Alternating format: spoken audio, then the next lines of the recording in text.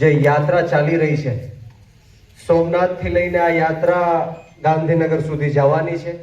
ખેડૂતોના હક, અધિકાર અને ન્યાયની આ યાત્રા લઈને આપણી વચ્ચે જે ઉપસ્થિત છે, જેઓએ 108 દિવસ કરતાં પણ વધારે જેલવાસ ભોગવીને, પરિવારથી દૂર રહીને, પોતાનું 1 વર્ષનું બાળક છોડીને જેઓએ સંઘર્ષ કર્યો છે, તહેવારો જેલની અંદર મનાવ્યા છે, એવા પ્રવીણભાઈ રામ માટે એકવાર જોરદાર તાળીઓથી એમનું સ્વાગત કરીએ. સાથોસાથ રાજકોટ જિલ્લા પ્રમુખ અને જેઓએ આમ આદમી પાર્ટીને રાજકોટ જિલ્લાના ખૂણે ખૂણે સુધી પહોંચાડી છે, 24 કલાક જેઓ પાર્ટી માટે સમર્પિત છે, એવા તેજસભાઈ ગાજીરપરા માટે પણ એકવાર જોરદાર તાળીઓથી ઉઠાવી દઈએ.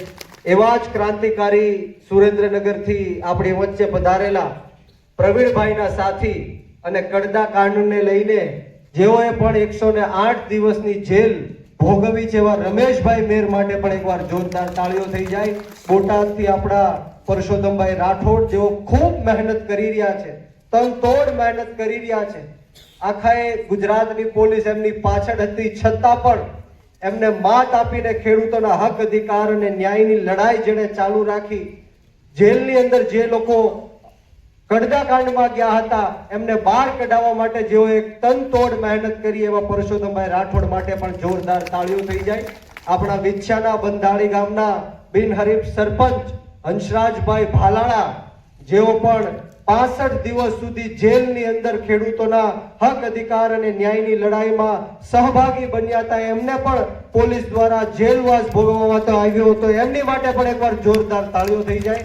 સાથોસાથ મારા સાથી મિત્ર હરેશભાઈ પણ અહીંયા ઉપસ્થિત છે, આપણા અજયભાઈના પિતાશ્રી પણ અહીંયા ઉપસ્થિત છે. આપણી વચ્ચે રંગપરા સાહેબ જેઓ એડવોકેટ છે અને પાર્ટી માટે સતત ચિંતાશીલ હોય છે, એમની માટે પણ એકવાર જોરદાર તાળીઓ થઈ જાય. આપણી વચ્ચે વિછ્યા તાલુકા પ્રમુખ મહેશભાઈ ગોહિલ પણ ઉપસ્થિત છે. આપણા ધર્મેન્દ્રભાઈ, આપણા સરદારથી આપણા આગેવાન પણ ઉપસ્થિત છે. પબ્લિકમાં પણ આપણા અજયભાઈ જમોડની વાત જે ભાઈએ કરી કે જે પણ નેતાઓ, જે પણ ખેડૂતો જેલની અંદર હતા અને એમને બહાર કઢાવવામાં જો કોઈ મોટામાં મોટો ફાળો હોય તો એ અજયભાઈ જમોડનો છે, એમની માટે એકવાર જોરદાર તાળીઓ થઈ જાય.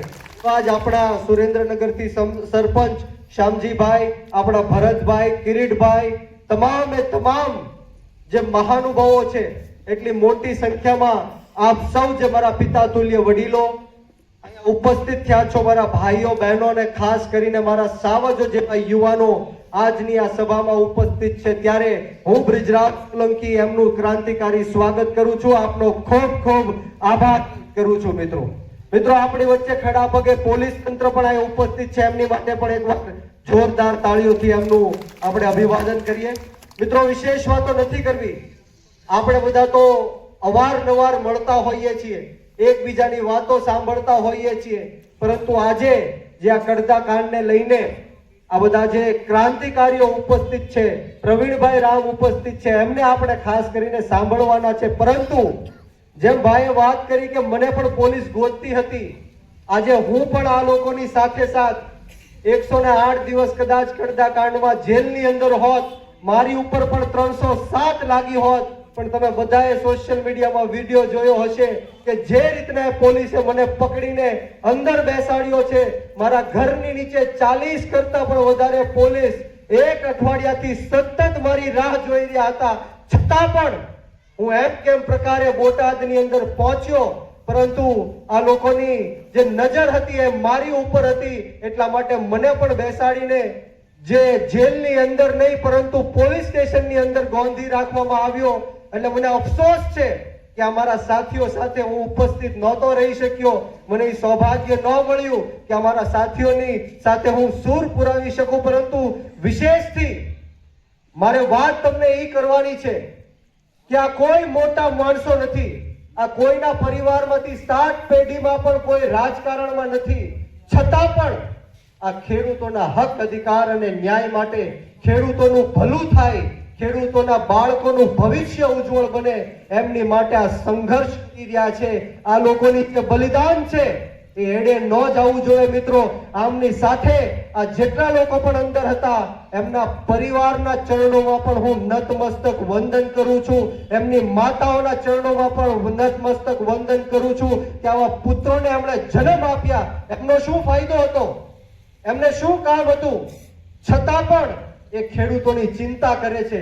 ખેડૂતો માટે હર હંમેશ આ તાનાશાહી અને હિટલરશાહી જેવી સરકાર છે એમની સામે બાથ ભીડે છે. ત્યારે આપ સૌની પણ નૈતિક જવાબદારી છે કે જ્યારે જ્યારે પણ આમ આદમી પાર્ટીની જે વિચારધારા છે, ચૂંટણીઓ આવે, જિલ્લા પંચાયતની અને તાલુકા પંચાયતની ચૂંટણીઓ આવે, ત્યારે આપ સૌ તો જાગૃત છો, આપ સૌ તો આમ આદમી પાર્ટીને સમર્થન આપવાના છો, મત આપવાના છો, પરંતુ એટલા લોકોથી પરિવર્તન નથી આવવાનું. ત્યારે હું આપ સૌને એક દીકરા તરીકે વિનંતી કરું છું કે જો આ તાનાશાહી અને ભ્રષ્ટાચારી સરકારને જડબાતોડ જવાબ દેવો હોય તો અહીંયા બેઠેલો એક એક વ્યક્તિ 50 લોકોને જાગૃત કરશે.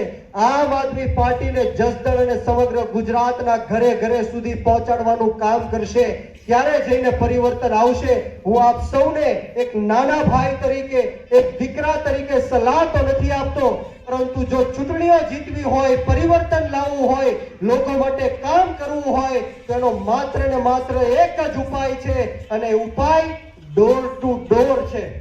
ડોર ટુ ડોર સુધી આપણે પહોંચવું પડશે, ઘરે ઘરે સુધી આપણે જવું પડશે, આમ આદમી પાર્ટીની વિચારધારા પહોંચાડવી પડશે. ત્યારે મને ખાતરી છે, મને વિશ્વાસ છે કે જસદણની અંદર પણ જેમ પંકજભાઈએ કીધું કે ઐતિહાસિક પરિણામ આવનારી જે જિલ્લા પંચાયત અને તાલુકા પંચાયતની ચૂંટણીઓ છે એમાં આવવાનું છે. ત્યારે આપ સૌ નાનામાં નાના કાર્યકર્તાને હું નતમસ્તક વંદન કરું છું. મને ખ્યાલ છે કે કઈ પરિસ્થિતિ વચ્ચે આપ સૌ અત્યારે કામ કરી રહ્યા છો. જ્યારે જ્યારે પણ આમ આદમી પાર્ટીની સભાઓ થાય ત્યારે આ જે જીબી છે, વીજના જો ઓફિસરો છે એ લાઈટ કાપવાનું કામ કરે છે, મોટા મોટા દંડ ફટકારવાનું કામ કરે છે, ધંધા રોજગાર ઉપર પ્રહારો કરવાનું કામ કરે છે, છતાં પણ તમે આમ આદમી પાર્ટીની સભામાં આવો છો, આમ આદમી પાર્ટીના નેતાઓને સાંભળો છો, ત્યારે તમને પણ એવો વિશ્વાસ છે અને ખાતરી છે કે ખેડૂતોના હક અધિકાર અને ન્યાય માટે જો કોઈ કાંઈ કરી શકે તો એ માત્ર ને માત્ર આમ આદમી પાર્ટી છે. વિસાવદરની ચૂંટણી પછી જે રીતના ગુજરાતની અંદર એક લહેર બની છે, આમ આદમી પાર્ટી સમગ્ર ગુજરાતની અંદર છવાઈ ગઈ છે, ત્યારે હું આપને ખાતરી આપું છું, વિશ્વાસ આપું છું કે આવનારા દિવસોમાં 2027માં ગુજરાતની અંદર આમ આદમી પાર્ટીની સરકાર બનવા જઈ રહી છે. એનો મોટામાં મોટો શ્રેય જો કોઈને મળતો હોય તો એ ખેડૂતોને મળવાનો છે. એટલા માટે હું તમને વિનંતી કરું છું કે નાત જાત ભેદભાવ, ભાષા, ધર્મ, જ્ઞાતિ, જાતિ બધું જ ભૂલીને આપણે સૌએ સાવણાના નિશાન ઉપર મત આપવાનો છે, લોકોને જાગૃત કરવાના છે. મારે વિશેષ વાતો નથી કરવી. પ્રવીણભાઈ રામ મહેમાન બનીને જસદણની ધરતી ઉપર પધાર્યા છે, ત્યારે સોમનાથ, ઘેલા સોમનાથ ખાતે પણ આરતીનું આયોજન કર્યું છે. સમયનું હું દાન આપું છું. આપણે સૌએ સાથે મળીને એક પરિવર્તન લાવવાનું છે. બોલો, પરિવર્તન લાવવું છે કે નહીં? ક્રાંતિ લાવી છે કે નહીં? મિત્રો, રમેશભાઈએ જેમ કીધું કે એટલા અવાજમાં ક્રાંતિ નહીં આવે, એટલા અવાજમાં પરિવર્તન નહીં આવે. આ ભાજપના નેતાઓએ અહીંયા એના પણ ફંટરિયાઓ મૂક્યા હશે. એ રિપોર્ટ પહોંચાડતા હશે કે પબ્લિક તો ઘણું બધું હતું પણ કોઈનામાં જોશ નહોતો, જુનૂન નહોતું. ત્યારે તમારે પણ હાકલ કરીને કહેવાનું છે પરિવર્તન લાવવું છે કે નહીં?